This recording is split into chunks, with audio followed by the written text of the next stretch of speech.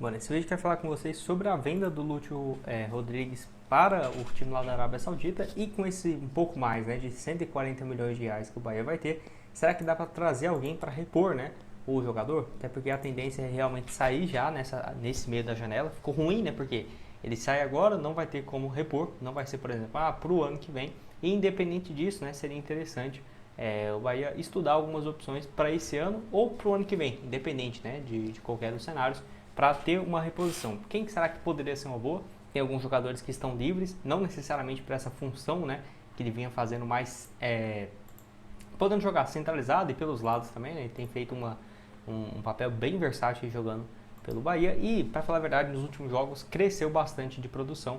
Não é à toa que os números dele nesse ano têm tido um aproveitamento maior. Se a gente pega aí nos últimos 10, 15 jogos, um aproveitamento melhor, mas ainda assim deixando um pouco a desejar, porque a expectativa em cima dele era muito alta e ainda é, né? Acho que é um jogador que tem muito potencial aí pela frente e uma baita venda aí do Grupo City vai realmente fazer história, né, com esse valor negociado. E eu vou comentar aqui de alguns nomes que estão livres e outros que podem ser uma boa para o ano que vem, até porque a janela nesse momento já está fechada.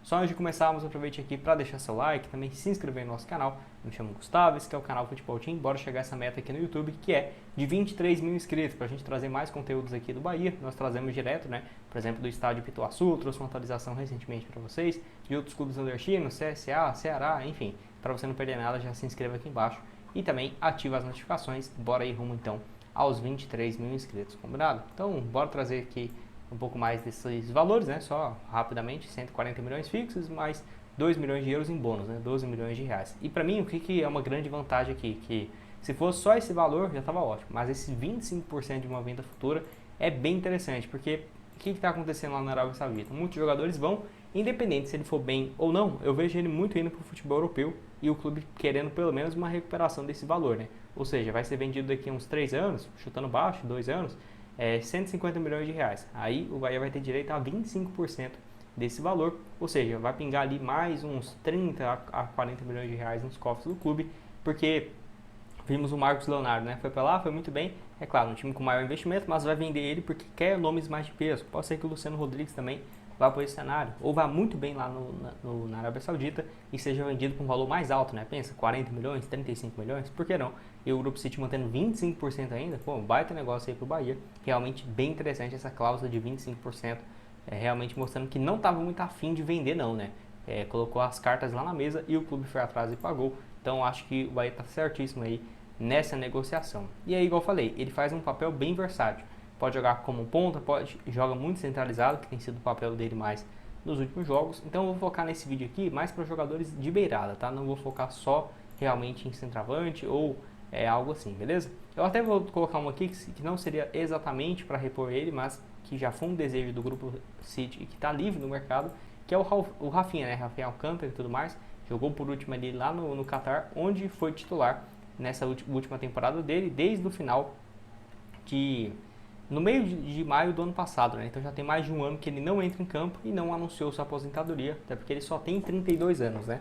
Mas caiu muito de rendimento, né? Certamente nos últimos anos, quando ele foi lá para o PSG, também depois quando ele foi para o Qatar, deve ter pegado um bom dinheiro também, né? Acho que ele deve estar um pouco reflexivo o que vai fazer agora para o decorrer da sua temporada. Nunca jogou no Brasil, nem ele e nem o seu irmão. Tem só 32 anos, acho que poderia sim ter muito potencial. Foi especulado no Grupo City justamente quando o Bahia virou SAF, né? Foi em início de 2022, antes dele ir lá para o futebol do Qatar, onde apesar de ser uma liga bem mais fraca, ele foi titular absoluto e teve bons números, né? Pelo menos não foi mal. Somou aí 9 gols, 10 assistências em 40 jogos, jogando mais como um meia mesmo, logo atrás do centroavante. Tá aqui o desempenho dele ó, na última liga aqui lá do Qatar e caindo muito pelo lado direito também. Realmente eu não sabia.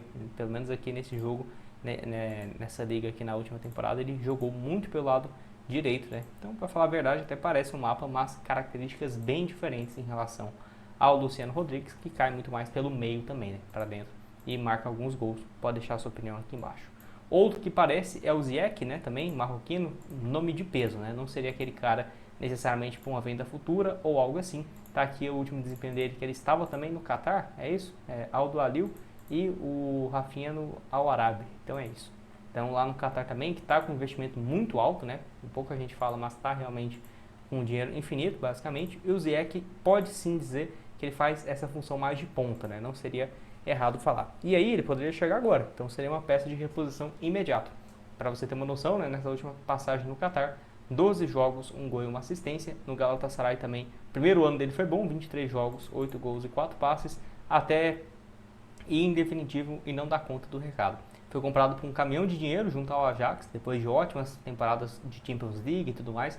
Olha esse ano dele, 2018 e 19, 42 gols, 42 participações em gols em 49 jogos. Um desempenho sensacional, podendo jogar de ponta direita, ponta esquerda e canhoto, né? Então, acho que pode ser sim, ser uma boa. Jogador que deve estar na próxima Copa do Mundo, né? Pelo Marrocos, tem só 32 anos, ficarei de olho. Lembrando que o Chelsea pagou mais de 40 milhões de euros nele. Não dá para dizer que foi terrível, né? Porque ele jogou alguns jogos, mas bem abaixo do que o Chelsea esperava quando o contratou, né? Pode deixar sua opinião aqui embaixo nos comentários se você acha que poderia ser uma boa ou não. Eu sinceramente acho que seria um baita jogador e que agregaria bastante, né, para a liga aqui do Brasil. E além de ser uma reposição à altura, vamos colocar assim, acho que eu veria com esses olhos. Deixa eu só pegar aqui o desempenho dele na liga turca, né, onde jogou com mais frequência na última temporada, muito mais como um ponta direita mesmo. Pode deixar a sua opinião aqui embaixo. E aí agora, se fosse para pensar para o ano que vem, eu trouxe aqui outros três nomes que eu acho que pode ser uma boa. Primeiro, o Arthur Gomes, 27 anos, pertencia ao Cruzeiro, foi lá para o Dinamo Moscou, é isso, lá do futebol russo, e jogou essa última temporada altos e baixos, né? Titular, reserva em algumas partidas, 21 jogos, 4 gols e 2 assistências, muito mais um ponta mesmo. Ponta esquerda, ponta direita de muita velocidade. Pelo Cruzeiro, ele foi vendido então, né? Comprou por 3, vendeu por 5 milhões de euros. Talvez o Dinamo queira um valor próximo disso, né? Comparado aos 20 e tantos milhões que o Bahia vai pegar fixo, um negócio tranquilo para se fazer. Pelo Cruzeiro ele estava crescendo de produção, um 2023 não muito bom, 20 jogos, 3 gols e uma assistência, mas antes dele ser negociado vinha de uma fase melhor, né? 39 jogos, 5 gols e 4 assistências, sendo que os últimos jogos dele pelo Cruzeiro realmente vinha chamando bastante atenção e até ser negociado, né? Tanto que quando ele saiu, eu torço pro Cruzeiro, nem gostaria que ele tivesse deixado o clube naquela ocasião, mas foi o que aconteceu.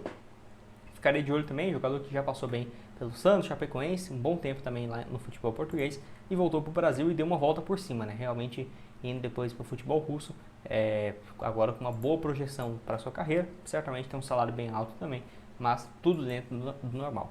Tem um outro aqui, um nome mais de peso, quem sabe para o Grupo City já ficar de olho, contratar ele para o Bahia, depois um passo para o Manchester City, que é o Marlon Gomes, pode jogar aí muito mais, né? Como um meia ou caindo também como um ponta direita.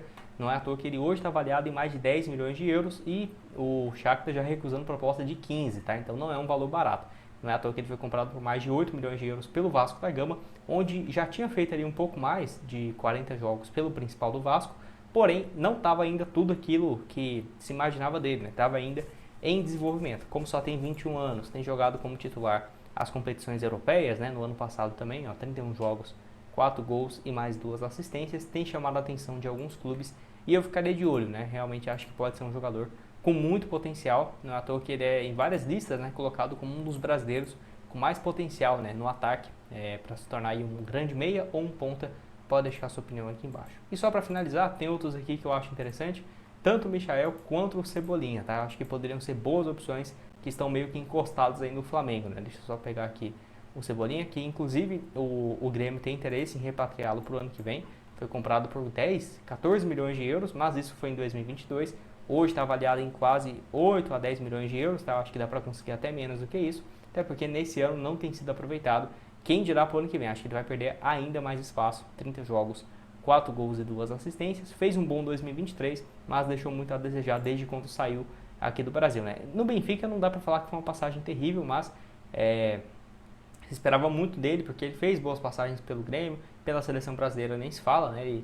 Ele chega, o Brasil ganha aquela Copa América em 2020 e 2019, ele sendo titular absoluto. Era ele e o Neymar realmente, o Coutinho jogando igual uns craques mesmo, né? E aí chega na Copa de 2022, ele nem sequer foi convocado. Então ele começa muito bem um ciclo na seleção na hora errada, vamos colocar assim. Mas ainda assim, não tem nem o que dizer, o cara jogou 25 jogos pela seleção brasileira, só tem 29 anos, pode voltar a ser convocado sem sombra de dúvidas, mas tem que estar num time que ele tem um pouco mais de espaço. Contrato até junho de 2026, ou seja, o Flamengo nem teria tanto o que pedir, porque se ele não vende ele, por exemplo, no início do ano que vem, ele vai perder de graça, né? Então, quem sabe uma compensação bem menor, 4 milhões de euros, 5, já seja suficiente para a saída do Everton Ribeiro. Já o Michael tem jogado muito pouco, o último jogo dele foi no Mundial de Clubes, até ia para o Qatar, mas não foi essa negociação adiante. O Flamengo contratou ele de graça depois de terminar o contrato pelo Al Hilal.